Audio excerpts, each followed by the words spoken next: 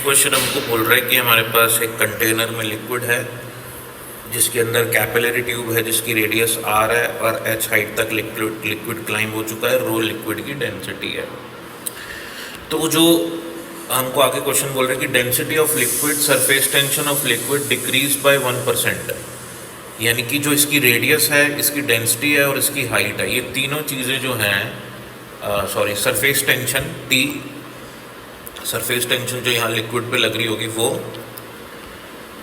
Density of liquid और radius of tube, ये तीनों की तीनों चीज़ें 1% से डिक्रीज कर दी जाती हैं। Then the height of liquid in the tube will change by, तो हाइट कितने परसेंट से चेंज होंगी अगर ये तीनों चीज़ें रो, टी और आर चेंज की जाती है। तो हमको पता है हाइट जो होता है, क्लाइंब होता है लिक्विड कैपिलरी ट्यूब में, वो उसका फॉर्मूला है 2t cos theta by rho R G. यहाँ पे आर इसकी रेडियस है ट्यूब की, लिक्विड की डेंसिटी रो है, टी सरफेस टेंशन है। तो H proportional to T by rho R कह सकता हूँ मैं, क्योंकि बाकी चीज़ें कांस्टेंट हैं, बाकी चीज़ें नहीं बदल रही, सिर्फ ये तीन चीज़ें बदल रही हैं। तो क्वेश्चन ने बोला है कि जो रेडियस है वो 1% घट गई है। तो 1% के घटने का मतलब होता है नई जो रेडियस, पुरानी रेडियस R थी, नई रेडियस R डैश हो गई पुरानी रेडियस के कंपेरिजन में, तो 0.99 R हो गई।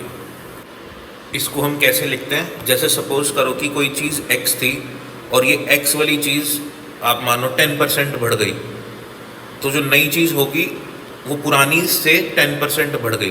तो पुरानी तो x है ही है, प्लस इसमें 10% और जुड़ गया, तो 10% का मतलब क्या हो गया, 10/100 इंटू x। ठीक है, तो 0 से 0 कैंसिल हो गया, तो क्या है आपके पास, आपके पास बचा 0.1x।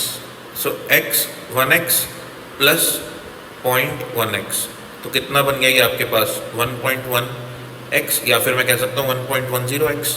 तो कोई भी चीज़ अगर 10% बढ़ रही है तो वो उसको हम जो नई बनेगी वो 1.10x बनेगी, 20% बढ़ रही है तो 1.20x, 30% में 1.30x एंड सो ऑन।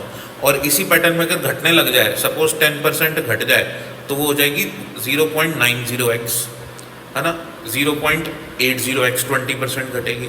तो ऐसे ही मैंने यहाँ पे डायरेक्टली ये लिख दिया कि जो नई इसकी रेडियस होगी वो 1% घटी है, तो 0.99 R, जो नई डेंसिटी है वो भी 0.99 रो, और जो नई सरफेस टेंशन है वो 0.99 T हो गई। अगर यही 10% होता तो ये 90 आ जाता, 20 होता तो 80 आ जाता, और बढ़ती तो 1.20 आ जाता अगर 20% बढ़ती तो, एंड सो ऑन। ये शॉर्टकट है, आपको पता होना चाहिए, पता है तो ठीक है, नहीं पता तो आप इसको नोट करिए। चले आगे चलते हैं। तो अब हमको इस रिलेशन का यूज़ करना है, तो मैं H डैश बाय H को क्या लिख सकता हूँ, T dash upon rho dash by R dash, और H की जगह क्या आ जाएगा T अपॉन T, और उसके ऊपर रो अपॉन रो R।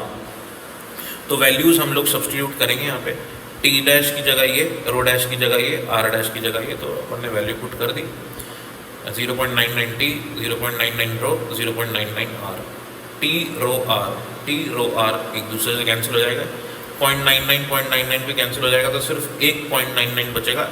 तो हमारे पास बचेगा H dash equals to H upon 0.99। इसको हम सॉल्व करेंगे 1/0.99, तो लगभग 1.0101 H आ जाएगा हमारे पास।